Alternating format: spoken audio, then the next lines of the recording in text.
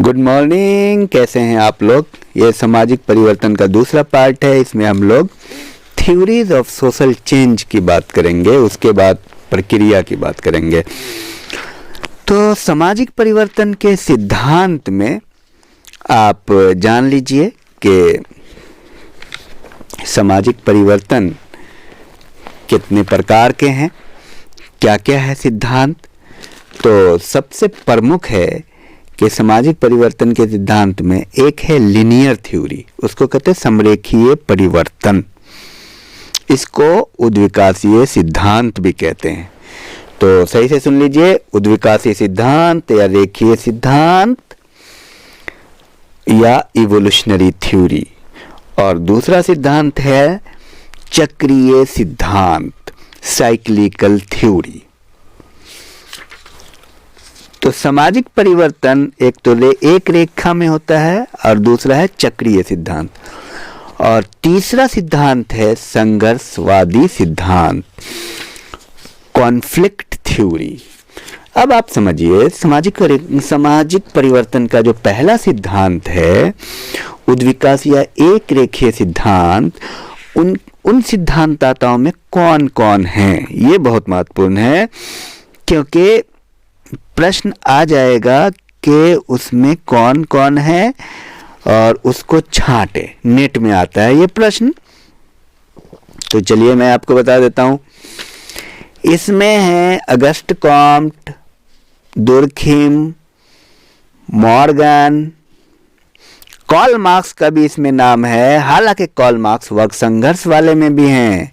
और एक चीज और बता दूं, कई जो समाजशास्त्री हैं वो दोनों में हैं। इसमें आते हैं हर्बर्ट स्पेंसर और तो फिर से आप सुन लीजिए, Auguste Comte, Emmanuel Durkheim, Herbert Spencer, Morgan, Karl Marx, और ये सब हैं। बाकी और कुछ नाम आएगा तो बीच में मैं आपको बता दूंगा। वैसे ये नाम अति महत्वपूर्ण है। और दूसरे सिद्धांतदाता में, चक्रीय सिद्धांतदाता में आपको टर्नबी है, सोरोकिन है, और चलिए आगे उसकी जब चर्चा होगी तो और विस्तृत बताऊंगा। और संघर्षवादी सिद्धांतदाता में जानते हैं आप, कार्ल मार्क्स का नाम नंबर 1 पे है, जॉर्ज सीमेल और कोजर और डेरेंडॉर्फ, ये सब हैं। तो चलिए पहले हम एक एक करके देख लेते हैं। तो सामाजिक उद्विकासीय सिद्धांत दाताओं में अगस्ट कॉम्ट, ये क्या या रेखीय सिद्धांत, ये कहते हैं कि एक रेखा में समाज में परिवर्तन होता है, मतलब एक सीध में चलता है, सरलता से जटिलता की तरफ। जब आप उद्विकास देखिएगा तब उसमें आपको आ जाएगा सरलता से जटिलता की तरफ। पहले जैसे मान लिया एक छोटा बच्चा है, फिर बड़ा हो रहा है, फिर बड़ा हो रहा है, फिर बड़ा हो रहा है, लौट नहीं रहा है ना इधर उधर, एक सीध में चल रहा है वो, फिर बूढ़ा हो रहा है। तो अगस्ट कॉम्ट कहते हैं कि समाज में जो बदलाव आता है वो 3 स्तरों से होता है। थियोलॉजिकल स्टेज आता है पहले, यानी धार्मिक अवस्था, दूसरा है तात्विक अवस्था यानी मेटाफिजिकल स्टेज, और तीसरा है वैज्ञानिक अवस्था, पॉजिटिव स्टेज। मॉर्गन कहते हैं सोसाइटी में जो है चेंजेस आता है वो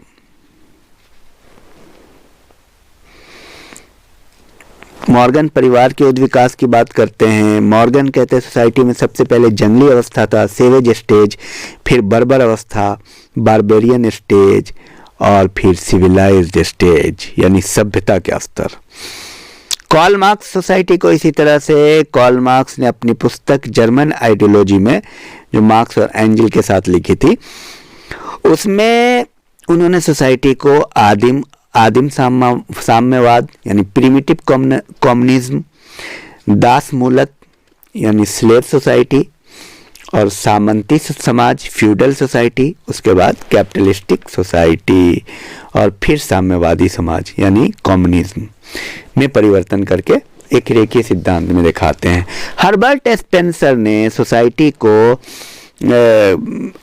कहा है कि 3 चरणों में सोसाइटी बदलती है, आदिम यानी प्रिमिटिव, उसके बाद सेवेज यानी जंगली, और उसके बाद औद्योगिक industrial. Herbert Spencer military society to industrial society की भी बात करते हैं। मतलब मिलिट्री सोसाइटी से औद्योगिक समाज। ये सारी बातें मैं स्पेशली नेट के लिए बता रहा हूँ क्योंकि ये नेट में क्वेश्चन आते हैं। इमाइल दुर्खीम जो हैं वो सोसाइटी को, उन्होंने अपनी पुस्तक theory of division of labour in society में बताया था कि समाज में परिवर्तन क्या कहते हैं कि मैकेनिकल सोसाइटी से ऑर्गेनिक सोसाइटी की तरफ होता है। और उसके बाद मॉर्गन ने सोसाइटी को तकनीकी विकास के कारण सोसाइटी में परिवर्तन को दो हिस्से में दिखाया है। एक का बताया है सोसाइटाज और दूसरा बताया सिविटाज। इसको आपको इसी रूप में याद करना है। मॉर्गन ने एक और बताया है जंगली व्यवस्था, असभ्य व्यवस्था और सभ्य व्यवस्था, यानी सेवेजरी सोसाइटी, बारबेरियन सोसाइटी और सिविलाइज सोसाइटी। तो वो तो बताया ही है और ये भी बताया सोसाइटाज एंड सिविटाज। तो इसको भी आप दिमाग में रखेंगे। वैसे इसके अंदर भी मॉर्गन ने काफ़ी क्लासिफिकेशन किया, लेकिन उतना आपको विस्तृत, पहले आप बेसिक को समझिए। और मॉर्गन ने परिवार के उद्विकास को भी 5 अवस्थाओं में दिखाया है, उसको भी आपको याद करना है, ये नेट में आता ही है। तो मॉर्गन कहते हैं कि परिवार भी उद्विकासीय स्तर से गुजरा है। तो सबसे पहले वो कहते हैं कॉन्सेंजाइन फैमिली, CONSANGUINE, कॉन्सेंजाइन फैमिली, समरक्त परिवार कहते हैं इसको, समरक्त परिवार। उस समय किसी में विभेद नहीं था और भाई और बहनों का आपस में विवाह होता था। ये स्टेज है, इवोल्यूशनरी स्टेज है। उसके बाद पुनालुअन फैमिली, मैं एक बार पहले फैमिली का उद्विकास बताते हैं। Consanguine family, punaluan family, syndyasmian family, patriarchal family, monogamous family. अब आपको स्पेलिंग नहीं आता है तो इसको घबराने की जरूरत नहीं है, जो आप सुन रहे हैं वही याद कीजिए, सबसे बेहतर उपाय वही है। कॉन्सेंजाइन फैमिली, उसके बाद पुनालुअन फैमिली। पुनालुअन फैमिली को कहते हैं समूह परिवार। एक समूह दूसरे समूह से शादी करते थे, समूह मैरिज होता था। उसके बाद सिंडेस्मियन फैमिली, इस प्रकार में एक पुरुष का एक ही स्त्री के साथ विवाह होता था। उसके बाद पैट्रियार्कल फैमिली। पैट्रियार्कल फैमिली, ये अभी जो आप सोसाइटी देख रहे हैं यहाँ पैट्रियार्कल, पितृसत्तात्मक, इसमें पुरुष का अधिपत्य सोसाइटी में ज्यादा होता है। और लास्ट स्टेज जो 5वां बताते हैं मॉर्गन, वो मोनोगैमस फैमिली, यानी एक विवाही परिवार। तो इस प्रकार आपने देखा कि, और उद्विकासी सिद्धांत के समर्थकों का कहना है कि मानव के आर्थिक जीवन का उद्विकास 4 प्रमुख स्तरों से होकर गुजरा है। पहला, hunting and food gathering. Hunting and food gathering, शिकार करने और भोजन इकट्ठा करने का स्तर। और दूसरा, इसको आप समझ भी सकते हैं, शिकार करते थे और भोजन इकट्ठा करते थे। दूसरा है पशुपालन एवं चारागाह स्तर, पेस्टोरल स्टेज। और तीसरा स्टेज है एग्रीकल्चर स्टेज, कृषि स्तर। और चौथा स्टेज है टेक्नोलॉजिकल स्टेज, तकनीकी स्तर। तो ये था 5वां स्टेज। तो आप ऐसे भी सोच सकते हैं, कंप्यूटर स्टेज या इंफॉर्मेशन टेक्नोलॉजी स्टेज। अब ये सवाल नेट में पूछ देता है, लगाने के लिए दे देता है सिस्टमेटिक, तो इसको आपको ध्यान में रखना है, ये रटने की चीज नहीं है।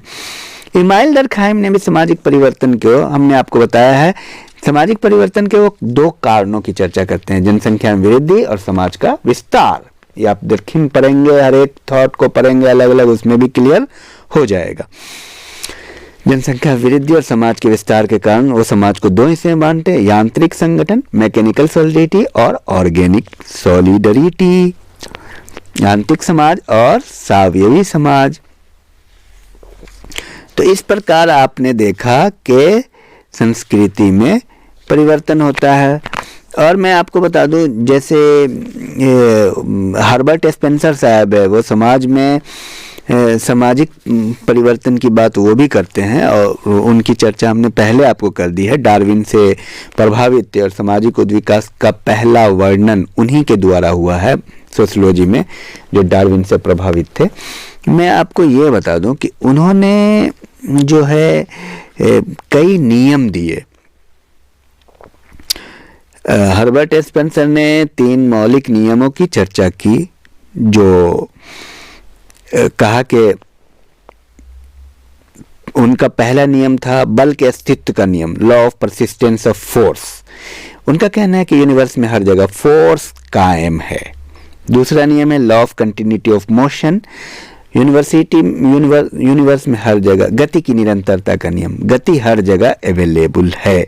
तीसरा नियम है law of indispensable of matter, यानी उनका कहना है कि पदार्थ की नश्वरता का नियम।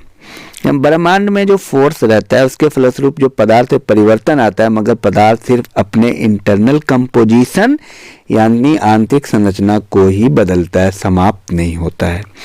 और मौलिक नियमों के अलावा स्पेंसर ने 4 द्वितीयक नियम यानी सेकेंडरी लॉ भी दिया, और उसको जो मूलतः फंडामेंटल लॉ पर आधारित है वो है law of uniformity of law, नियमों की समरूपता का नियम। और दूसरा है law of transformation and equivalence, हस्तांतरण एंड अनुरूपता का नियम। तीसरा नियम है law of list resistance and greatest attraction, अल्प अवरोध एवं महत्तम आकर्षण का नियम। चौथा है लॉ ऑफ राइम और अल्टरनेशन, गति की समरूपता या अदला बदली का नियम। और इसके अलावा स्पेंसर ने उद्विकास के जैविकीय 3 नियमों को भी लिया है, स्ट्रगल फॉर एग्जिस्टेंस, अस्तित्व के लिए संघर्ष, सर्वाइवल ऑफ द फिटेस्ट, योग्यता का अस्तित्व, नेचुरल सिलेक्शन, प्रकृति का चयन। और इवोल्यूशन की चर्चा, चूंकि इवोल्यूशनरी थ्योरी है तो चर्चा क्या थी, इवोल्यूशन इज, उसकी परिभाषा आप एक बार हर्बर्ट स्पेंसर के शब्दों में देख लीजिए। Evolution is an integration of matter and concomitant dissipation of motion during which matter passes from an indefinite incoherent homogeneity to definite coherent heterogeneity, and during which the retained motion undergoes a parallel transformation। तो ये है कहानी। तो कुल मिला के इस पे आपको ज़्यादा परेशान होने की ज़रूरत नहीं है। अब हम बात करते हैं चक्रीय सिद्धांतदाताओं में। क्या चक्रीय सिद्धांतदाता क्या कहते हैं, पहले आप ये समझिए। चक्रीय सिद्धांतदाता ये कहते हैं कि सामाजिक परिवर्तन का अपना एक चक्र है और उस चक्र में परिवर्तन होता है, एक चक्र के तहत होता है परिवर्तन। उसमें देखने को लगता है कि विद्वान प्रकृति में सदा होने वाले परिवर्तनों से प्रभावित है। जिस प्रकार मनुष्य के जीवन में मतलब बचपन होता है, युवा होता है और जवानी अवस्था होता है और बूढ़ापा की प्रक्रिया होती है, यानी बाल्यावस्था, युवावस्था, प्रौढ़ावस्था, वृद्धावस्था, उसी प्रकार समाज में भी ऐसा होता है। जैसे मौसम चक्र होता है, ठंडा, गर्म, जाड़ा, बरसात, उसी प्रकार आप ये देखिएगा समाज भी जवान और बच्चा और बूढ़ा होता है, ऐसा इन लोगों का मानना। इसमें कौन कौन आते हैं ये क्वेश्चन नेट में पूछ देता है। Spengler, Sorokin, Toynbee. तो स्पेंगलर ने अपनी पुस्तक the decline of the west 1918 में प्रकाशित हुई, उसमें उन्होंने इस बात का वर्णन किया। और टोयनबी हैं, उन्होंने अपनी पुस्तक ए स्टडी ऑफ हिस्ट्री 10 वॉल्यूम में है, 21 सभ्यताओं का अध्ययन किया टोयनबी साहब ने। और उनकी थ्योरी है चुनौती एवं प्रत्युत्तर के सिद्धांत, प्रिंसिपल ऑफ चैलेंज। ये क्वेश्चन आता है नेट में, मैं इसलिए छोटी छोटी बातों को रख रहा हूँ आपके सामने, तो वो आता है। और क्रिएटिव माइनॉरिटी की भी बात करते हैं अर्नोल्ड टोयनबी। ए टोयनबी इनका नाम है, अर्नोल्ड टोयनबी। क्रिएटिव माइनॉरिटी कहते हैं हर समाज में एक अल्पसंख्यक होते हैं, सृजनशील होते हैं, मतलब वैज्ञानिक होते हैं, कम होते हैं ना, माइनॉरिटी होते हैं, वो माइनॉरिटीज में होते हैं। क्रिएटिव माइनॉरिटीज होती है वही समाज को बदलते हैं। और एक साहब हैं सोरोकिन, वो भी चक्रीय सिद्धांतदाता हैं। और सोरोकिन का क्या कहना है इस पर भी देख लिया जाए। सोरोकिन साहब कहते हैं कि 3 प्रकार की संस्कृतियों की वो चर्चा करते हैं। भावनात्मक संस्कृति, आइडिएशनल कल्चर, पदार्थ ये क्या होता है, आदर्शात्मक संस्कृति, आइडियलिस्टिक कल्चर, और चेतनात्मक संस्कृति, सेंसेट कल्चर। और इनकी थ्योरी को फ्लक्चुएशन थ्योरी भी कहते हैं, और इनकी थ्योरी को प्रिंसिपल ऑफ इमिनेंट चेंज भी कहते हैं। आता है एग्जाम में, स्वाभाविक परिवर्तन का सिद्धांत। इनमें वो कहते हैं कि एक सेंसेट कल्चर होता है, एक आइडिएशनल कल्चर होता है। सेंसेट का मतलब भौतिक, किसी समाज में भौतिक पदार्थों का और भौतिकता पर बहुत जोर होता है। आइडिएशनल का मतलब जस्ट उल्टा, अध्यात्म पर बहुत ज्यादा बल होता है। तो इनके बीच की अवस्था को कहते हैं आइडियलिस्टिक, आदर्शात्मक। कहते कभी समाज भौतिक अवस्था में होता है और कभी आध्यात्मिक अवस्था में, यानी कभी भावनात्मक आइडिएशनल में होता है और कभी चेतनात्मक सेंसेट में होता है और कभी बीच में आ जाता है। तो इस तरह से परिवर्तन समाज में होता रहता है। ये भी चक्रीय सिद्धांत के पास है। और एक और सिद्धांत आता है, उनकी भी चर्चा जरूरी है। उसमें आते हैं विल्फ्रेड पेरेटो। पेरेटो का अभिजन भ्रमण का सिद्धांत है, सर्कुलेशन ऑफ एलिट कहते हैं। उन्होंने अपनी पुस्तक माइंड एंड सोसाइटी में इस बात का वर्णन किया। तो पेरेटो भी हैं। और जब हम पेरेटो देखिए, सारे सिद्धांत को एक साथ पूरे को यहाँ पे समझना बहुत मुश्किल है। बस आपको ये जानना है कि कौन कौन सिद्धांत आता है, मेनली ये पूछता है। और एक और चीज मैं आपको बताना भूल गया था, सोरोकिन का एक और थ्योरी है, प्रिंसिपल ऑफ लिमिट्स भी कहते हैं, सीमाओं के सिद्धांत। उसी सिद्धांत को जो मैंने आपको बताया था, आइडिएशनल, सेंसेट एंड आइडियलिस्टिक, आइडिएशनल कल्चर, सेंसेट कल्चर और आइडियलिस्टिक कल्चर की बात करते हैं।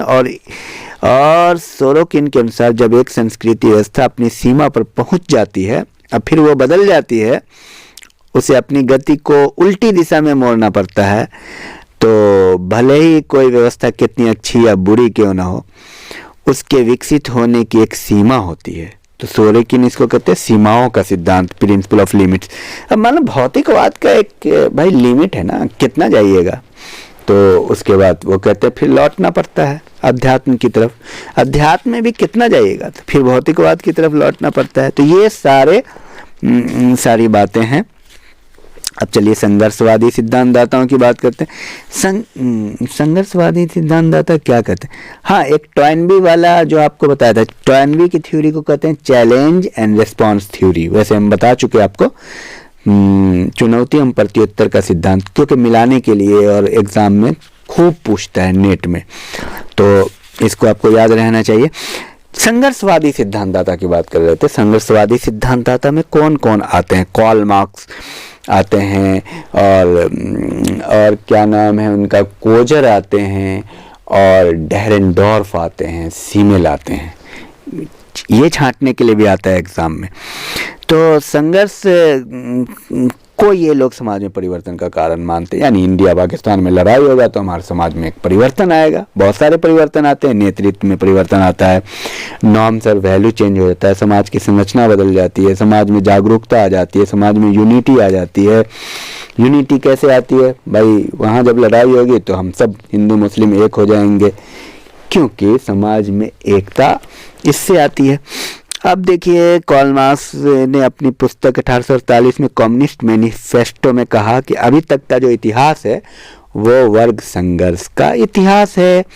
वो कहते हैं कि समाज में 2 तरह की संरचना होती है, एक सुपर स्ट्रक्चर, एक सब स्ट्रक्चर। तो उन्होंने समाज के संपूर्ण ढांचे के ऊपरी भाग को सुपर स्ट्रक्चर कहा और बुनियादी भाग को सब स्ट्रक्चर कहा। और उनका कहना है कि बुनियादी भाग पर ही सब जो है निर्भर है। तो बहरहाल समाज में परिवर्तन का कारण वो संघर्ष मानते हैं। और स्पेशली जानने के लिए आप कार्ल मार्क्स पढ़ें। हर एक की थ्योरी अलग अलग हमने बनाई है, उसको आप जब पढ़ेंगे तो डिटेल में आपको नॉलेज हो जाएगा। उसके बाद एक है सिद्धांत दाता डेरेनडॉर्फ। वो भी डेरेनडॉर्फ की पुस्तक का नाम है class and class conflict in industrial society. Dahrendorf ने समाज को भी इसी प्रकार माना है। और कार्ल मार्क्स ने जो है समाज को 5 हिस्से में बांटा, वो मैंने पहले भी बता दिया था। तो आदिम अवस्था, दास मूलक, सामंतवादी, पूंजीवादी और साम्यवादी युग। और ये संघर्ष के कारण ही ये युग एक दूसरे युग की तरफ आगे बढ़ता है। उसके बाद है कोजर भी हैं। कोजर ने फंक्शन ऑफ सोशल कॉन्फ्लिक्ट, उनकी पुस्तक है फंक्शन ऑफ सोशल कॉन्फ्लिक्ट में वो लिखते हैं कि समाज के में संघर्ष के बहुत फायदे हैं। सीमेल भी समाज में संघर्ष की बात करते हैं, जॉर्ज सीमेल। और डेरेनडॉर्फ जर्मनी के हैं। इन्होंने अपनी पुस्तक class and class conflict in industrial society 1959 में कहा कि समाज में जो है समाज की व्यवस्था के 2 पहलू बताया, एक तो सहमति और दूसरा संघर्ष।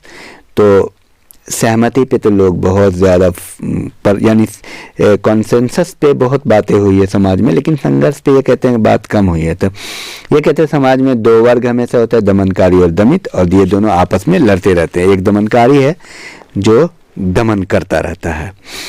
तो इस प्रकार से डेरेनडॉर्फ में आप ये पाइएगा, डेरेनडॉर्फ के थ्योरी को उत्पीड़न का सिद्धांत भी कहते हैं, कॉर्सियन थ्योरी। डेरेनडॉर्फ कहते हैं संघर्ष का कारण शक्ति है, और कार्ल मार्क्स कहते हैं संघर्ष का कारण अर्थव्यवस्था है। दोनों को आप समझिए, जैसे वो राजनीतिक लेते हैं और वो आर्थिक लेते हैं।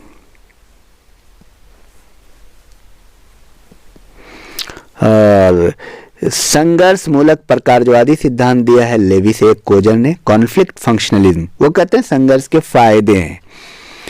तो इस तरह से कोजर ने 2 प्रकार के संघर्ष की बात की है। एक का है यथार्थवादी रियलिस्टिक कॉन्फ्लिक्ट, और दूसरा कहा है अयथार्थवादी नॉन रियलिस्टिक। तो इस प्रकार हमने करीब करीब आपको बता दिया है। और थोड़ा सा और आप जान लीजिए, 1 मिनट और लगेगा। प्रकारवादी सिद्धांत भी है। तो प्रकारवादी सिद्धांत में इमाइल दुर्खिम है, रूल्स ऑफ सोशियोलॉजिकल मेथड में वो लिखते हैं कि प्रकार के 2 भाग हैं, पॉजिटिव एंड निगेटिव, धनात्मक प्रकार और ऋणात्मक प्रकार, पॉजिटिव फंक्शन, निगेटिव फंक्शन। और रेडक्लिफ ब्राउन ने प्रकार शब्द को 2 भागों में बांटा है, यूनोमिया और डिस्नोमिया। ये सब क्वेश्चन आता है, नेट में आता है, इसलिए इसको आप जान लीजिए। और मेलनॉस्की है साइंटिफिक स्टडी ऑफ कल्चर, उनकी पुस्तक है। और एक और पुस्तक है एर्गोनॉट्स ऑफ द वेस्टर्न पैसिफिक, उसमें प्रकारवाद का विश्लेषण करते हैं और वो 3 सिद्धांत देते हैं, ब्राउन और मेलनॉस्की मिल के देते हैं। पहला है सार्वभौमिक प्रकारवाद, यूनिवर्सल फंक्शनलिज्म। दूसरा है प्रकार्यात्मक एकता, फंक्शनल यूनिटी। और तीसरा है फंक्शनल इंडिस्पेंसिबिलिटी, प्रकार्यात्मक अपरिहार्यता। एटलीस्ट आप फैक्ट को याद कर लीजिए, ये आपके लिए बहुत ज़रूरी है। और टॉलकट पार्सन्स हैं, टॉलकट पार्सन्स ने भी किसी भी सामाजिक व्यवस्था की 3 पूर्व आवश्यकताओं की चर्चा की है, बायोलॉजिकल प्रीरिक्विजिट्स और कल्चरल प्रीरिक्विजिट्स और फंक्शनल प्रीरिक्विजिट। जैविकीय पूर्व आवश्यकताएं, सांस्कृतिक पूर्व आवश्यकता, प्रकार्यात्मक पूर्व आवश्यकताएं। और 4 पूर्व आवश्यकताओं की चर्चा की है। प्रकार्यात्मक पूर्व आवश्यकता पर ज़्यादा जोर दिया है। प्रकार्यात्मक पूर्व आवश्यकता के 4 पूर्व आवश्यकताओं की बात करते हैं वो एजिल कहते हैं उसको, एडेप्टेशन, गोल अटेनमेंट और इंटीग्रेशन और लेटेंसी इसका नाम है। और इसकी पूर्ति 4 व्यवस्था करती है। एडेप्टेशन की पूर्ति करती है इकोनॉमिक सिस्टम, गोल अटेनमेंट की पूर्ति करती है पॉलिटिकल सिस्टम, इंटीग्रेशन की पूर्ति करती है वैल्यू सिस्टम, इंटीग्रेशन की पूर्ति करती है सोशल सिस्टम, और लेटेंसी की पूर्ति करते हैं वैल्यू सिस्टम। ज़्यादा डिटेल में जाने के लिए पार्सन्स आप देख लीजिएगा, तो कोई बात नहीं। तो ये था कुल मिलाकर सामाजिक परिवर्तन के सिद्धांत। Thank you very much.